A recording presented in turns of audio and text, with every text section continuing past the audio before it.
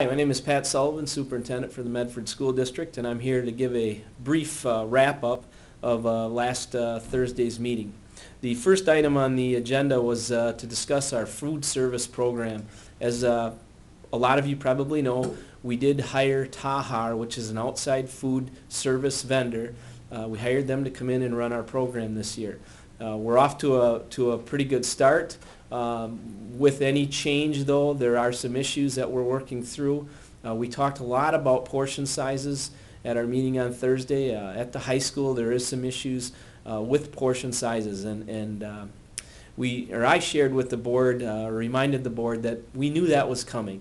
We knew that in the past our portion sizes have been on the heavy side, and that in order to comply with DPI and state and federal guidelines, that we were going to have to make an adjustment. So we're working through that, and I think in the end, after we get through all these hurdles and a little more time under our belt, we've only been in school 11 or 12 days, we'll be fine. Bottom line is, I do feel there is enough food. We do offer unlimited fruits and vegetables with our meals, and we have to encourage our kids to go back and fill up on that stuff instead of worrying about maybe not getting enough of the main course or as much of a helping of the main course as they're used to.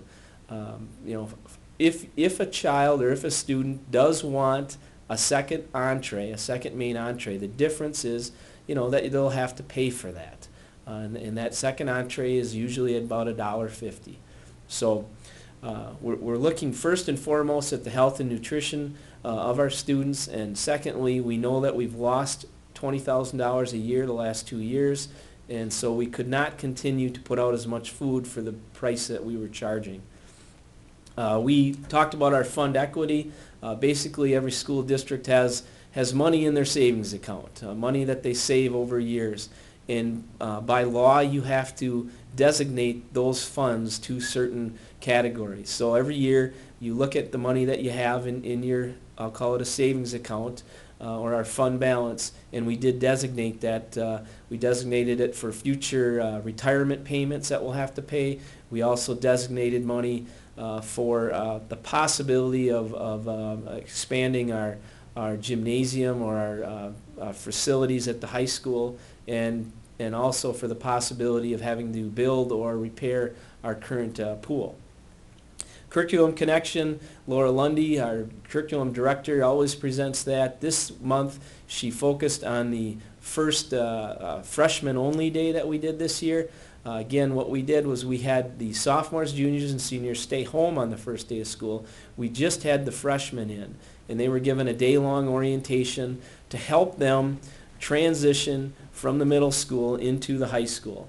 It was a day for them to walk around to all their classes, get to know all their teachers, hear about all the different groups, activities, clubs that you could join, athletics.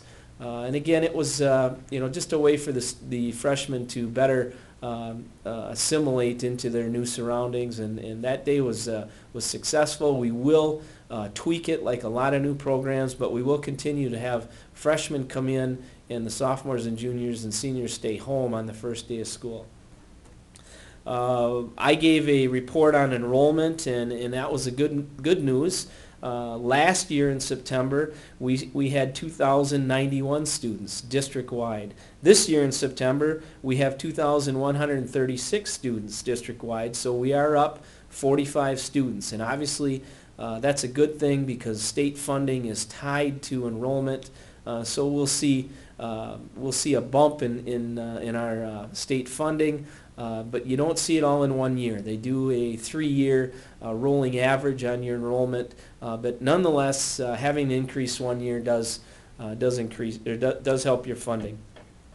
The principals shared their good news reports. Again, just highlighted things that are going on in their buildings for the board. I talked also about my focus group meetings that I held this summer. As you know, I held about a dozen nights where I talked with community members, anyone that was interested about the possibility of expanding, and creating more gymnasiums, and also fixing, repairing, or replacing the indoor pool. In the end, the board has had voted to go forward with the discussions, to continue to give me the direction, I guess, to look into it, to continue talking about it.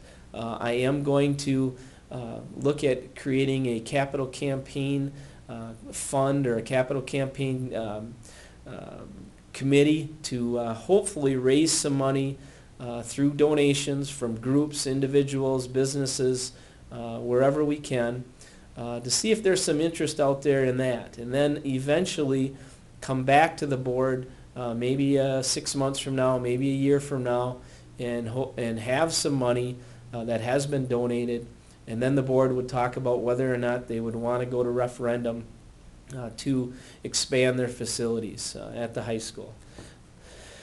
We ended with some discussion about policies. We're always looking at a few policies on an ongoing basis. We're talking right now about our community use of school facilities.